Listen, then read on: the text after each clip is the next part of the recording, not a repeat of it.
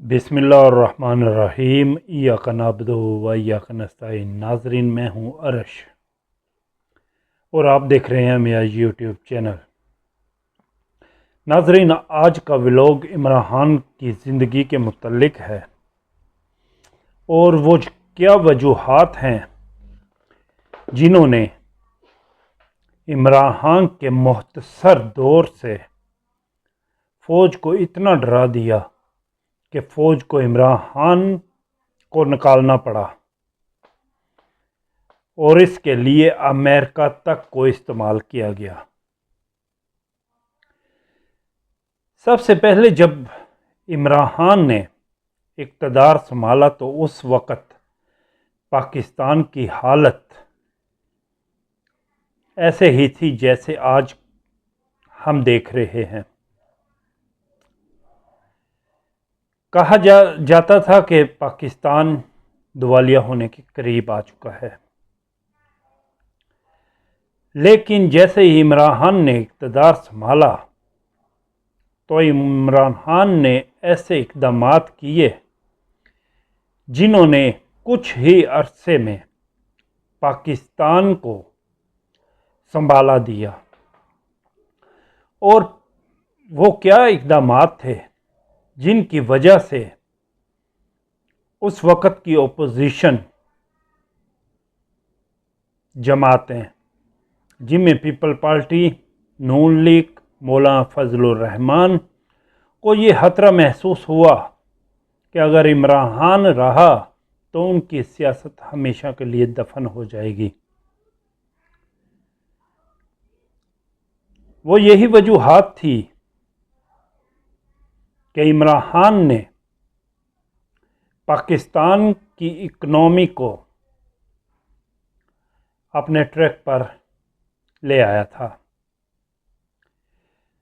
सबसे पहला इक़दाम जो इमरान खान ने किया वो हेल्थ के मुतल्लिक था। इमरान खान ने गरीब आदमी जो किसी किस्म का भी इलाज अफोर्ड नहीं कर सकता था,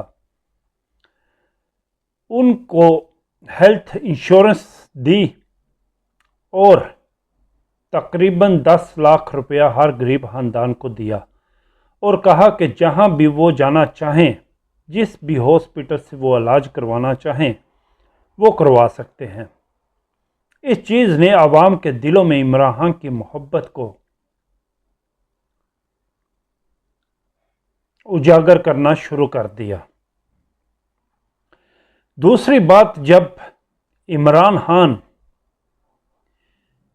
यूएनए के इजलास में गए तो उस वक़्त इमरान खान ने सीना तान कर पूरी दुनिया को ये बावर करवाया कि ला इलाहा इल्लल्लाह के सिवा हम मुसलमान किसी से नहीं डरते।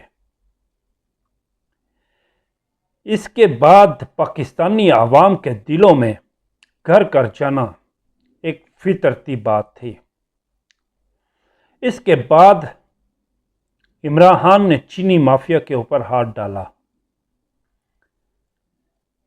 और जिससे न सिर्फ शरीफ और जरदारी ख़ानदान को झटका लगा बल्कि आर्मी के आला ओहदेदारान को भी एक बहुत बड़ा झटका लगा। लेकिन वो उस वक़्त मजबूर हो गए जब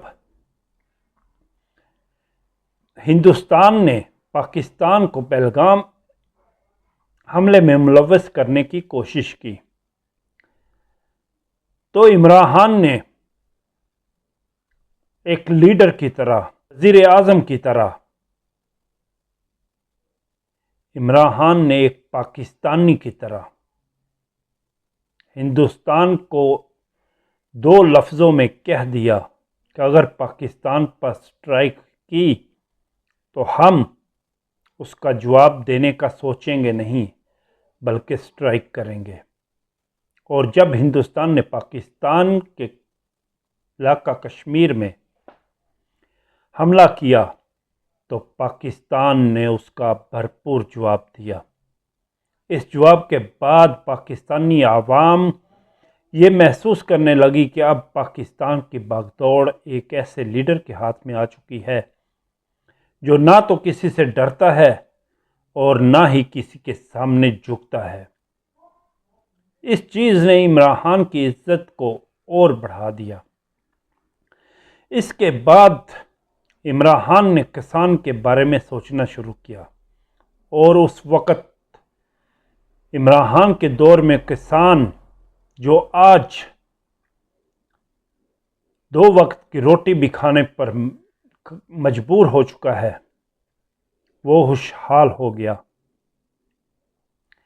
इसके बाद इमरान खान ने बिजली माफिया पर हाथ डालना चाहा तो उस वक्त के आर्मी चीफ जनरल बाजवा ने उन्हें ऐसा करने से रोका। पाकिस्तान के टैक्स का पैसा जो डॉलरों में इन बिजली माफिया को दिया जाता है, अगर इसका जायज़ा लिया जाए तो ये बिजली माफिया घूमकर इन 2 खानदानों के करीब ही आकर ख़त्म होती है। यानी कि इन बिजली माफिया का ताल्लुक भी इन 2 माफिया से ही है, 2 पार्टियों से, नवाज शरीफ और जरदारी। इस पर हाथ नहीं डालने दिया गया।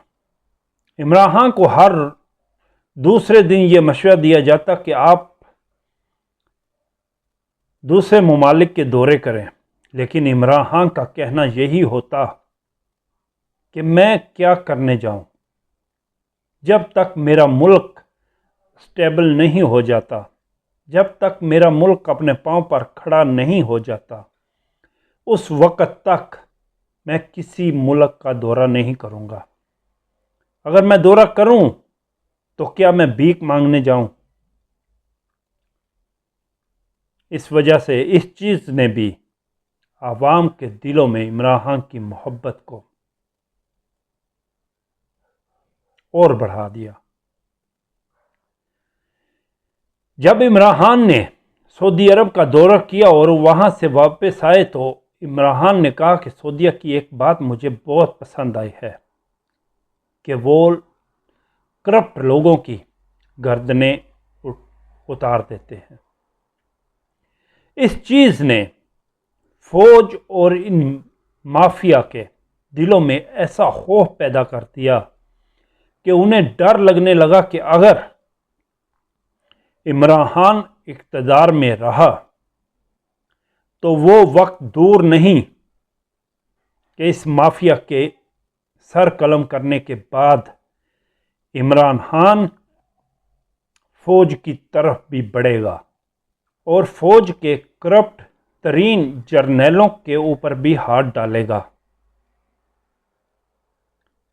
जैसा कि अब पाकिस्तानी आवाम जान चुकी है कि अगर जनरल मुशर्रफ को देखें तो वो उसकी मौत दुबई में,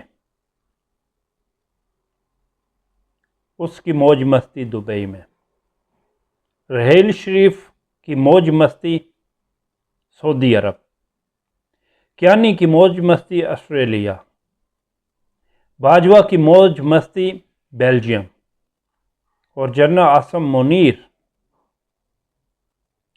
रिटायर होने के बाद किधर जाएगा? मुझे लगता है कि जाएगा नहीं, सीधा दुनिया से ही जाएगा। तो इस चीज़ ने इन जर्नैलों के दिलों में इतना खौफ पैदा कर दिया कि इन्होंने कहा कि इमरान खान को निकालना अब ज़रूरी हो गया है।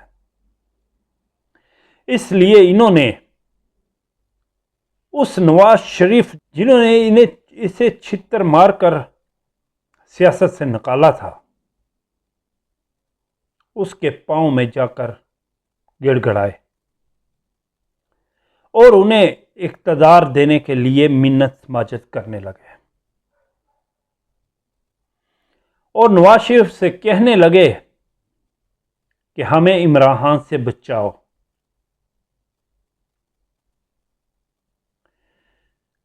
नवाज शरीफ ने इस शर्त पर बाजवा से डील की कि अगर हमें पाकिस्तान को लूटने में फ्री हैंड दोगे तो हम तुम्हें बचाते हैं। इक़्तिदार नवाज शरीफ को सौंपा जाएगा, पंजाब उसकी बेटी के हवाले किया जाएगा। तो नवाज शरीफ पाकिस्तान आने के लिए तैयार है। बाजवा इस चीज़ को मानने के लिए तैयार हो गया। अब बाजवा एक बहाना तलाश कर रहा था कि किसी तरीके से अमेरिका से इसे वाइट पेपर मिल जाए। तो इसने इमरान खान के खिलाफ अमेरिका में लॉबिंग करनी शुरू कर दी और अमेरिका को यह बावर करवाया कि इमरान खान तालिबान खान है और ये इसका झुकाव चीन और रूस की तरफ है। अगर ये रहा तो वो वक्त दूर नहीं जब ये अमेरिका को भी सीधा होगा। इसलिए इमरान खान को निकालना बहुत ज़रूरी है। जब रूस का इमरान खान ने दौरा किया तो अमेरिका को ये कहा गया कि इमरान खान अपनी मर्जी से रूस के दौरे पर गया है, इसलिए हमें इमरान खान को निकालना होगा, वरना ये रूस और चीन के और करीब हो जाएगा। खुदा की करनी कुछ ऐसी हुई कि रूस ने जैसे ही इमरान खान ने रूस का दौरा किया तो यूक्रेन की जंग शुरू हो गई और उस वक़्त इंटरनेशनल दुनिया को, जिसमें यूरोप और अमेरिका शामिल हैं, इन्हें असले की ज़रूरत पड़ गई और उन्होंने इस शर्त पर इमरान खान को निकालने की हामी भरी कि अगर आने वाली हुकूमत और मिलिट्री एस्टेब्लिशमेंट यूक्रेन को रूस के खिलाफ जितना असला दरकार होगा वो मुहैया करेगी। जनरल बाजवा ने इसकी हामी भर ली और एक अमेरिका की तरफ से एक साइफर आया और जनरल बाजवा ने फौरन उस पर अमल करना शुरू कर दिया। पहले जनरल बाजवा की नवाज शरीफ से ये डील हुई थी कि जब वो आएंगे तो जनरल बाजवा को एक्सटेंशन देंगे। जनरल बाजवा 3 साल और पाकिस्तान का आर्मी चीफ रहेगा, लेकिन बाद में हालात चेंज होने की वजह से जनरल बाजवा की मंजूरी अमेरिका से ना हो सकी। जनरल आसिम मुनीर को लाना पड़ा। जैसे ही जनरल आसिम मुनीर का नाम जो लटायर हो चुके थे उनका नाम दिया गया तो उनके सामने वही शराइत रखी गई जो जनरल बाजवा के सामने रखी गई। यूक्रेन को असला देना, नवाज शरीफ को पाकिस्तान में फ्री हैंड देना, जिस पर जनरल आसिम मुनीर ने फौरी तौर पर हामी भरी और नवाज शरीफ को पाकिस्तान में आने का कह दिया। इसके लिए जनरल आसिम मुनीर ने सबसे पहले अदलिया को कंट्रोल किया और अपना एक टाउट जो नवाज शरीफ का भी टाउट था, काजी फाइज ईसा, उसे सुप्रीम कोर्ट का चीफ जस्टिस बनाया गया।